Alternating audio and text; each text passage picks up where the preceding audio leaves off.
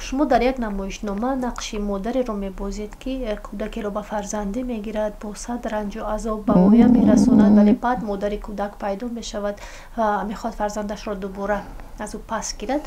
همین نمایشنامه یک اندازه به زندگی خودتان هم شباهت دارد.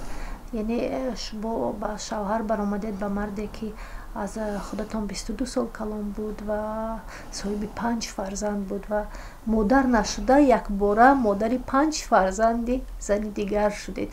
چگونه بود؟ دشوار نبود برای شما یا برای یک زن جوان و مشهور اکتریسه؟ نه، برای من دشوار نبود، برای آنکه من شوهرم خودم انتخاب کرده گرفتم. با اون خاطر انتخاب کرده گرفتم که این یگانه مردی بودند که صنعتکارای به نهایت احترام میکردن. فرزندام مادرشان نگاه کردند و تا آخری عمرشان همین خیلی فخر میکردن که زن من فلانی گفته. مناسبت فرزنداشون با شما چگونه بود؟ حاضر میگویم بعد ما همه کودک بودیم. من از دختر کلانشم 5 سال کلان. ما همه کودک بودیم، لیکن ما مادر کلانشان مادرشان ففتیدگی بود. مادر کلانشان خوشتامن من یک زنی عجایب بودن. اون که زنی بودن که جای گپ زدنشان میدونستن، جای نکن گفتنشان میدونستن. هیچ وقت من 15 سال همراه من بودن، در 15 سال یگان مراتبه شما چی به این خیلی نکردید نگفتن. شما در یک صحبتتون گفتید که خوشدامن من زن بهشتی بودن. بهشت بوی بهشت میکردن، در حقیقت بوی بهشت میکردن. همه میگفتن که همین کیمچی دارند، همین نافت دارن، می کیمچی دارن که هم خوشرو بودن، هم خوشبو بودن، هم خوش عقل بودن. من همین پسرم که حاضر همراهش من زندگی میکنم تولد شد، اکنون به همگی 52 روز اجازت میدادن. من همه سپیکتاکل های تئاتر به بند هستم، همش با رول اساسی بازی میکنم. اومدم گفتم که بیملو ما وای میرم گاسترول نه، همه خیلی برآمد کرده گشت اومدن. جوان وقت چیکار کنم؟ کی میره تون گفتن. پگاه گفتن. پگاه سحری خسته لباساشون اتو کرده پوشیده فرنجی گرفتن و برآمدن. من گفتم کجا میره دیگه؟ کودک پیچاندن لولک کردن بغلشون با گرفتن. اتوبوس تئاتر آمد فرامدن همه پیش بهش گرفتن. نبیرش بالای کودک محکم کردن که سیاهی سفید نرسد گفته. گرفته رفتیم. بعد کجایی که روم همراه هم می بردم، اون کس کودک گرفته میشتن، من صحنه می برآمدم. کودکو ما همه یک جای کلان شدیم. مایه همه مانه یک جای خوشتامنم کلان کردن. شما و فرزندای شوهرتون؟ هم فرزندای شوهرم کلان کردن. همه جا به فقط یک چیز میشنوی، وای اوچه اوگای بود، وای اوچه کیمچی بود، وای بچه کیمچی بود. من از فرزندایی که کلان کردم یگان مراتبه نمیکنم چی میگویی نشنیدم. تو حاضره بابا شدن، بیبی شدن، لیکن یگان کارشان به اجازت من نمیکنن، سر نمیکنن. من که گویم که خیلی میتونم انتظار میشن، نمیتونم خودتون دیدن گیرید، بعد خیلی یک دو تید میگون. من حاضر یکی از دخترام اومده حاضر شوهرش همینجا در بیمارخانه خوب بوده، اومده که انا زنه که کپا کلون ابیره دارد می استاد اینش چی خیل کنم، اینش چی کار کنم، چی کاری که میکنی که چی کاری که میکنی کردن گیر تو حالی هم میپرسی میوخر اگر که اولادای شوهرم نمی بودن من استادگری نمیتونستم قوتم نمی رسید اینقدر فشار اینقدر بدگویی ها اینقدر بخیلی ها اینقدر چیزایی که انسان این بار وزنی برداشته نمیتواند لیکن اولادای شوهرم تکیه‌گاه شدند به همه طرفه من هرچی گپ بدی که شنیدم و هرچی تحقیری که شنیدم و بعضی از اولادای خودم شما در برابر در صحنه تئاتر نقش‌های بسیار جذاب خاطرمون زیاد از 200 نقش آفریدنتون در نمایشنامه‌های تلویزیونی نیز یک چهره همیشگی بودید و بیشتر با مرحوم عبیدالله رجب در صحنه نقش زن و شوهر می‌بازیدید و در یک نمایشنامه شما بسیار خوشرو میگوید که من تو را حاضر در بین انا همین انگشتانم مجاق میکنم همین صحنه اصلا همین چیز بود در یا که خودتون فکر کردید؟ عموما همین چیزی که ما بازی کرده این عموما فقط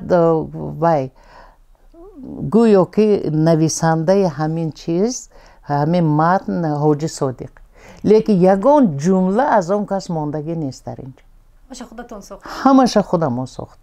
همش خودمون ساختیم بعد من در کف دستم مجق میکنم این رژیسور اپای ساجده بسیار خوش ذوق بودن اون کس یک یومری عجایب داشتن دغل نبود یومرشان همه خیلی یکون گپای خیلی نام که میگفتن همه خیلی خوشرو کرده میگفتن که قبول میکردیم بعد من هم اون کس دوست می داشتم عبیدالله رجب هم اپای ساجده بسیار دوست می داشتن ما اون کس سخت دوست می داشتیم از یکم بار وقتی که نمایشی نیرنگ های میسر بانی هم مونده من میسر بانی بازی می کردم و عبیدالله رجب قوزی کلانه از همون وقت انا خیلی فقط رجبگل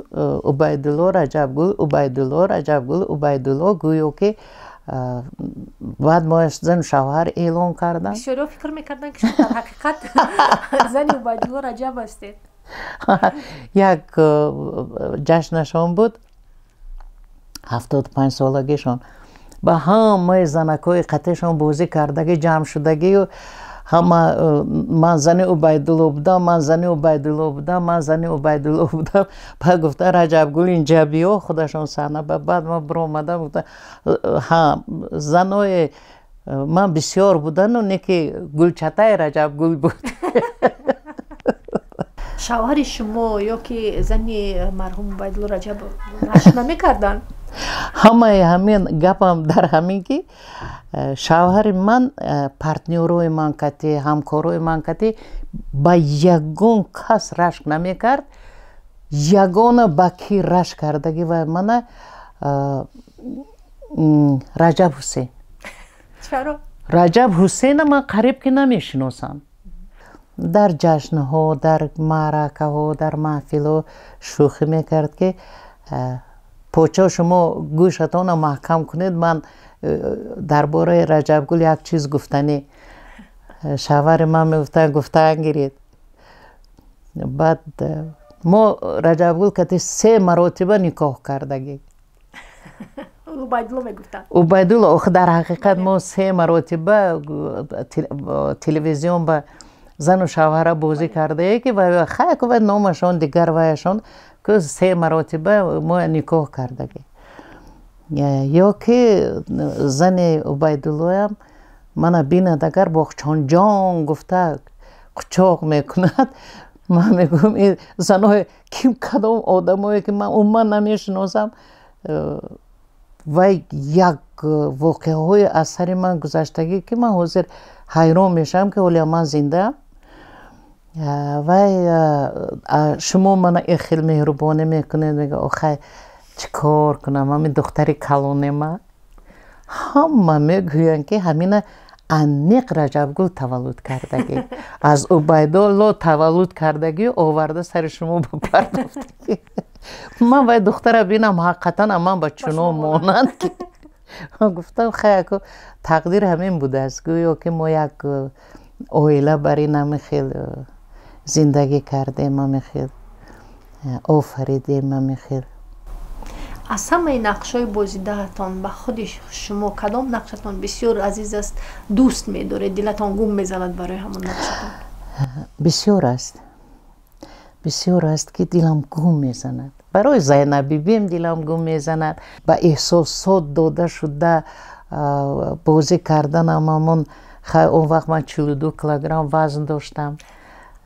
خوشتومنم هر وقت میگفتن شما نهال برای نکک بودید. یک دنیای دیگر بود، دنیایی که برای من راه دیگر شد و دنیایی که من در صحنه عاشق شدن یاد گرفتم، من در صحنه بد دیدن یاد گرفتم، من در صحنه مبارزه بردن یاد گرفتم. اکروبه بلخی با درجه من با معقول شد، با درجه معقول شد که پگو باید که رولای تقسیم کنن. من کار نرفتم که همون کی به دادنشونه نشونم. بعد اون وقت حالی خوابگاه به زندگی میکردیم، گل بینیم زالشوی و دخترکم کرسمو دویده اومد گفت که رجب گل تبریک میکنم تیه رو بیای تو بدادن.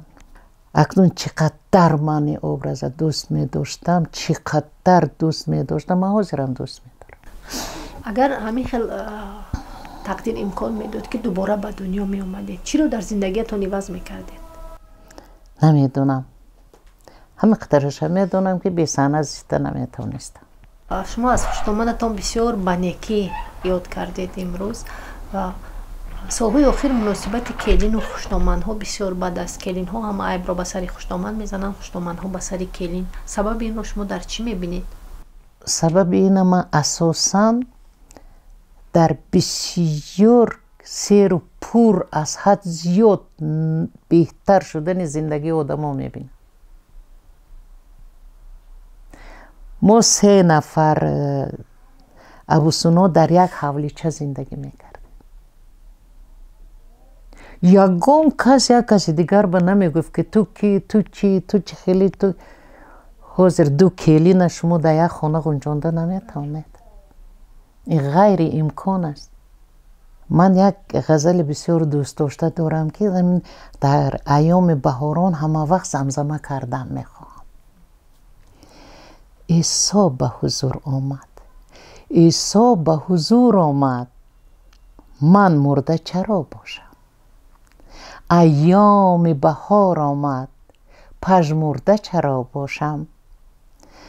آن آتش آن هادی در تافت در این وادی، در رقصم و در شادی افسرده چرا باشم؟ چون محرم آن درویشان با مرهم درویشان، آمد به دوای جان آزرده چرا باشم؟ زد خیمه به بوستان ها، همه جا گل و ریحان ها، من لاله سیرابم، من لاله سیرابم، در پرده چرا باشم؟ 100 سیر نهان دارم، 100 گنج روان دارم، با این همه سیم و زر بخورده چرا باشم؟ قاسم دل و دین دارم، با وان نور مبین دارم، اندر حجب ظلمت پرورده چرا باشم؟ من تمنای آن را دارم که همه زنهای تاجیک، همه مردم تاجیک برابر آمدن بهاران، برابر سبزپوش شدن زمین، برابر گل به سر گرفتن درختان، برابر همین تمام شهر دوشنبه مثل چکن گلدوزی شدنش و زیبا بودن زنها را به همه ساکنان جمهوری تاجیکستان، به همه مخلصانم که بسیار وقت میگویند که یاد کردیم برای چه شما کم برآمد میکنید، آرزو میکنم که بهاران زنها فرزندکاشان را به آغوش گیرند، چشم در راه فرزنداشان باشد، فرزندکاشان صحت و سلامت به نزدشان برگردد.